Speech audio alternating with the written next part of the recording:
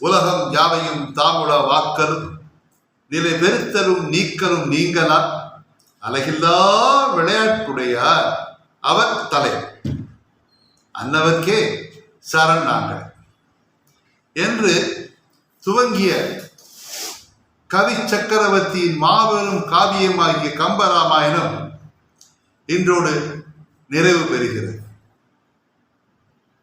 தமிழ் இலக்கியத்துக்கு கம்பன் வழங்கிய கொடை இந்த காவியம். 10,600க்கும் மேற்பட்ட பாடல்கள், தமிழ் மொழிக்கு 1,00,000க்கும் மேற்பட்ட புதிய சொற்கள், ஒரு பொருளுக்கு 12 சொற்கள், சொல் அழகு என அனைத்தையும் சொல்லில் வழங்கினார் கவி சக்கரவர்த்தி.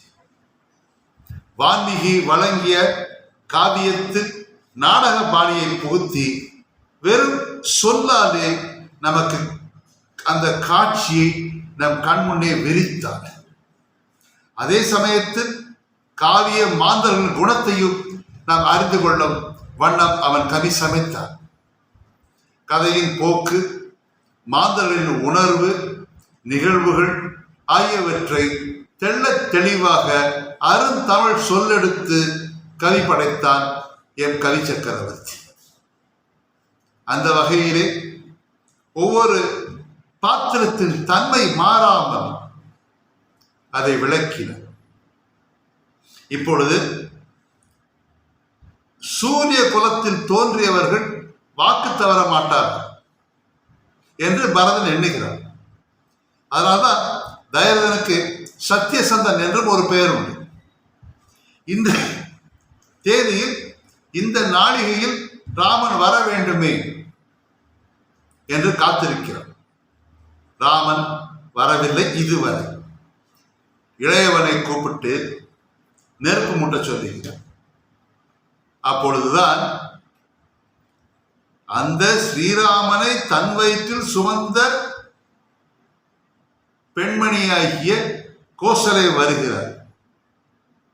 எண்ணில் கோடி ராமர்களாயினும் அண்ணல் நின் அருளுக்கு அருகாவர்.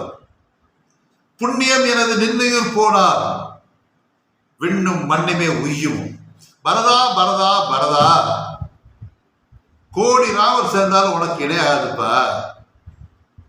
நீ போயிட்டீன்னா இந்த வானும் மண்ணுமே பொய்த்து போயிடும் என்று கூறிக்கொண்டே தடுக்க வருகிறாள். நால்வருக்கும் வேற்றுமை பாராத கோசல். பரதனோ எடுத்த முடிவில் திண்ணமாக இருக்கிறார் என்று ராமச்சந்திர மூர்த்தியிடம் திருவடியை வாங்கி வந்து அயோத்தி நகருக்குள் செல்லாமல் நந்தியம்பதியிலே இருந்து ஆட்சி புரிந்தானோ அதில் இருந்து 14 ஆண்டுகள் அவன் காத்திருந்தான். காரணம், அவன் அன்னை கைகை வாங்கிய வரம் 7 ஆண்டின் வாயில். அந்த நேரத்திலே வானிலே பேரொலியோடு ஆர்ப்பரித்துக் கொண்டு வருகிறான் வாயு மைந்தன் மாருதி.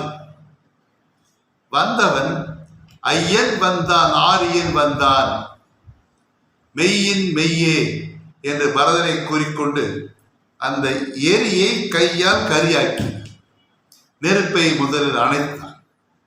அதன் பின்பு ஸ்ரீராமன் வழங்கிய கணையாளியை காட்டி அதன் பின்பு எங்கும் மகிழ்ச்சி வெள்ளம் பரவியது. அயோத்தியின் திருமகன், கோசல நாட்டு தலைமகன், சக்கரவர்த்தி திருமகனாய ஸ்ரீராமன் வந்து கொண்டிருக்கிறார் என்று தெரிந்தவுடன் வேதியர், அந்தனர், தேவியர், அரசர் மற்றும் வீரர்கள், மங்கையர் அனைவரும் மகிழ்வு கொண்டனர். புஷ்ப விமானத்திலே வந்து இறங்குகிறார் ராமச்சந்திரமூர்த்தி. அவருடன் அவர் தேடிக்கொண்ட நட்பு இருக்கல்லவா நண்பர்கள், குகன், சுக்ரீவன், நீலன், நளன், சாம்பவான் மற்றும் வீடனன் ஆகியோர் அழைத்துக் கொண்டு வருகிறார். வந்தவுடன் முதல் வேலையாக பரதன் ராமனின் திருவடியை விழுந்து வணங்குகிறார். லக்குவன் பரதன் திருவடியை வணங்குகிறார். சத்ருக்னன் மூவரையும் வணங்குகிறார். 4 இளவர்களும் சென்று குல குரு ஆகிய பிரம்மனின் மைந்தராகிய வசிஷ்டர் குலகுருவை வணங்குகிறார். அதன் பின்புதான் திருமுடி சூட்டு படலம். இவ்வளவு காலமாக ராமனும் லக்குவனும் காவி உடை தரித்திருந்தார்கள், சடை வளர்ந்தார்கள். நீராடி அனைத்து துறவு கோலங்களையும் நீக்கிவிட்டு வெண் பட்டு உடுத்தி வருகிறார்கள். 4வரும் பட்டு உடுத்தி ஆடை அணிகலங்கள் ஆபரணங்கள் அணிந்து மௌலிகள் சூடி வந்து கொண்டிருக்கிறார்கள். தேரேறி ஊராரே பார்த்து மெச்சுகின்றது. எங்கும் விழா கோலம், மங்கள ஒலி, இசை, நடனம், நாட்டியம் என்று இருக்கிறது. ராமன் பட்டாபிஷேகம் அல்லவா?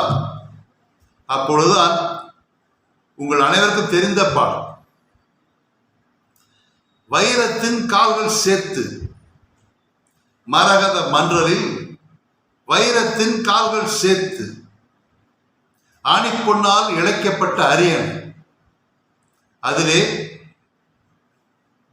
சக்கரவர்த்தி ஸ்ரீராமனும் மகாராணி சீதா பிராட்டியாரும் அமர்ந்திருக்க, பரதன் குடைபிடிக்க, லக்குவனும் சத்ருகனும் கவரி வீச, அனுமனும் அங்கதனும் அங்கே இருந்து தாங்கிக் கொண்டிருக்கிறார். அரியணை அனுமன் தாங்க அங்கதன் உடைவாளேந்த, பரதன் வெண்கொற்றம் கவிக்க, இருவரும் கபரி வீச, விரை செறி குழலி ஓங்க, வெண்ணையூர் சடையில் தங்கள் மரபுளோர் கொடுக்க, வாங்கி வசிஷ்டனே புனைந்தான் மௌனி.